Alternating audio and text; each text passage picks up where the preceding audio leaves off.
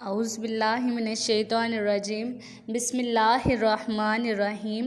شروع اللہ کے نام سے جو بڑا مہربان اور نہایت رحم کرنے والا ہے۔ السلام علیکم پیارے بچوں، امید کرتی ہوں کہ آپ سب بالکل ٹھیک ہوں گے۔ آج جماعت چہارم کے مضمون اردو میں ہمارے پاس عنوان ہے ہمارا نعت۔ عنوان کیا ہے؟ نعت۔ آج ہم بچوں نعت کی باقی کی مشق کریں گے۔ پچھلے لیکچر میں ہم نے نعت کی آدھی مشق کی تھی، یعنی نعت کے پہلے 3 سوال کیے تھے۔ آج ہم نعت کے باقی کے 3 سوال کریں گے۔ تو چلیے اب ہم اپنی مشق کی طرف چلتے ہیں۔ یہاں پر سوال نمبر 4 ہے ہمارے پاس۔ سوال نمبر 4 میں لکھا ہوا ہے، اچھی باتوں کی خوشبو سے، اچھی باتوں کی خوشبو سے دنیا کو مہکانے والے۔ اچھی باتوں کی خوشبو سے دنیا کو مہکانے والے۔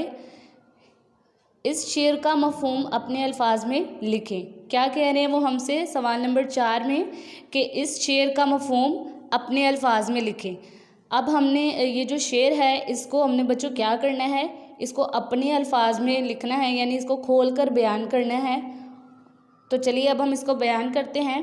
مفہوم ہے ہمارا، آپ صلی اللہ علیہ وآلہ وسلم کی اچھی اور میٹھی باتوں کی خوشبو، آپ صلی اللہ علیہ وآلہ وسلم کی اچھی اور میٹھی باتوں کی خوشبو پھولوں کی طرح دور دور پھیل گئی، پھولوں کی طرح دور دور پھیل گئی۔ اس طرح آپ صلی اللہ علیہ وآلہ وسلم نے اپنے اچھے اخلاق سے دنیا میں نیکی پھیلا دی۔ اس طرح آپ صلی اللہ علیہ وآلہ وسلم نے اپنے اچھے اخلاق سے دنیا میں نیکی پھیلا دی۔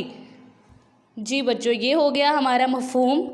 ہم نے اس کو کھول کر اپنے الفاظ میں بیان کر دیا ہے، جیسا کہ ہمیں اوپر سوال میں بولا گیا تھا۔ اب میں دوبارہ پڑھتی ہوں بچوں، آپ نے بھی میرے ساتھ مل کر پڑھنا ہے اور اچھے سے سمجھنا ہے اس کو۔ آپ صلی اللہ علیہ وآلہ وسلم کی اچھی اور میٹھی باتوں کی خوشبو پھولوں کی خوشبو کی طرح دور دور پھیل گئی۔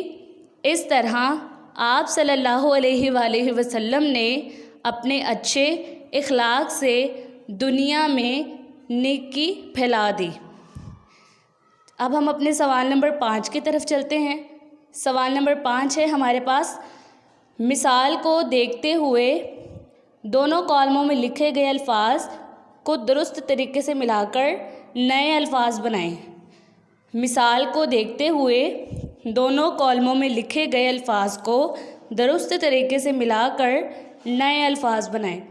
یہاں ہمارے پاس کالم الف ہے اور یہ کالم 1 اور کالم 2 ہے۔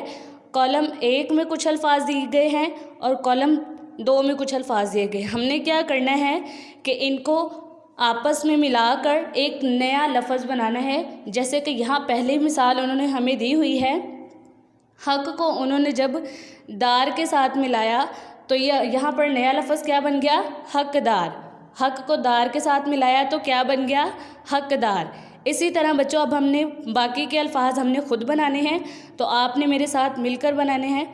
پہلا لفظ ہے ہمارے پاس با۔ با کو ہم نے جب ادب سے ملایا تو کیا بن گیا؟ یہاں پر با ادب۔ با کو ادب سے ملایا تو کیا بن گیا؟ با ادب۔ اس کے بعد ہے خوش۔ خوش کو ہم نے ملایا قسمت کے ساتھ تو بن گیا خوش قسمت۔ کیا بن گیا؟ خوش قسمت۔ اس کے بعد ہے لا۔ لا کو ہم نے ملایا جواب کے ساتھ۔ لا کو ہم نے کس کے ساتھ ملایا؟ جواب کے ساتھ۔ تو ہمارے پاس نیا لفظ کیا بن گیا؟ لاجواب۔ کیا بن گیا؟ لاجواب۔ آخری ہے ہمارے پاس غیر۔ غیر کو ہم نے کس کے ساتھ ملانا ہے؟ حاضر کے ساتھ۔ غیر حاضر۔ تو یہاں پر ہمارے پاس نیا لفظ کیا بن جائے گا؟ غیر حاضر۔ یہاں تک سمجھ آ گئی ہوگی۔ اب میں ان الفاظ کو دوبارہ بولتی ہوں، آپ نے غور سے سننا ہے۔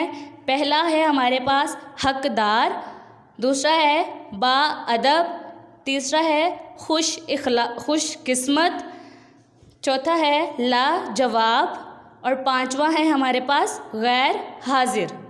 تو یہ الفاظ ہم نے نئے بنا دیے کالم الف اور کالم بے کو آپس میں ملا کر۔ امید کرتی ہوں یہاں تک سمجھ آ گئی ہوگی۔ اب ہم آگے چلتے ہیں سوال نمبر 6 کی طرف۔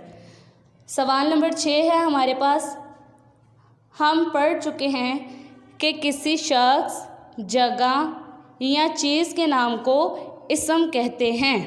کسی شخص، جگہ یا چیز کے نام کو اسم کہتے ہیں۔ جی بچوں بالکل، ہم یہ پہلے پڑھ چکے ہیں اور ہمیں اچھے سے یاد بھی ہے کہ کسی شخص، جگہ یا چیز کے نام کو کیا کہتے ہیں؟ اسم کہتے ہیں۔ اسی طرح فعل ایسا لفظ ہے جو کسی کام کے کرنے ہونے کے بارے میں بتاتا ہے، جو کسی کام کے ہونے یا کرنے کے بارے میں بتاتا ہے۔ بالکل، یہ بھی ہم نے پڑھا ہوا ہے کہ فعل ایک ایسا لفظ ہے جو کسی کام کے ہونے یا کرنے کے بارے میں بتاتا ہے۔ دیے گئے جملوں میں سے اسم اور فعل الگ الگ کر کے لکھیں۔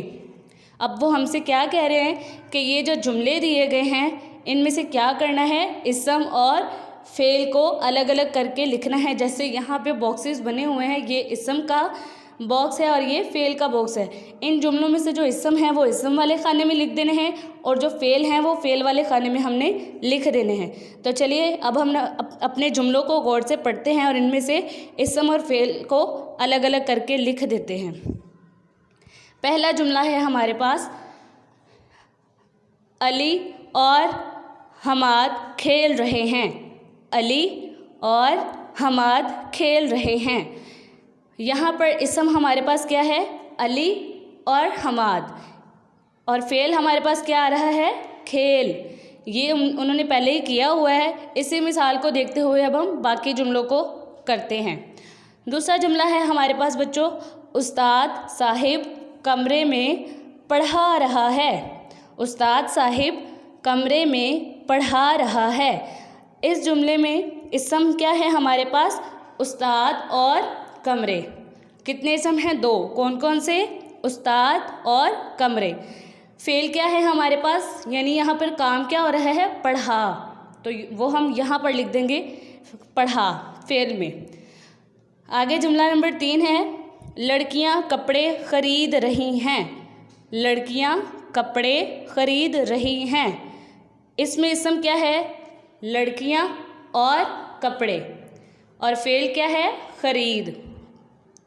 آگے جملہ نمبر 4، عامر کوٹ پہن رہا ہے۔ عامر کوٹ پہن رہا ہے۔ اس میں اسم ہمارے پاس ہے عامر اور کوٹ، اور فعل کیا ہے ہمارے پاس؟ پہن۔ جملہ نمبر 5 ہے، آمنہ پھول چن رہی ہے۔ آمنہ پھول چن رہی ہے۔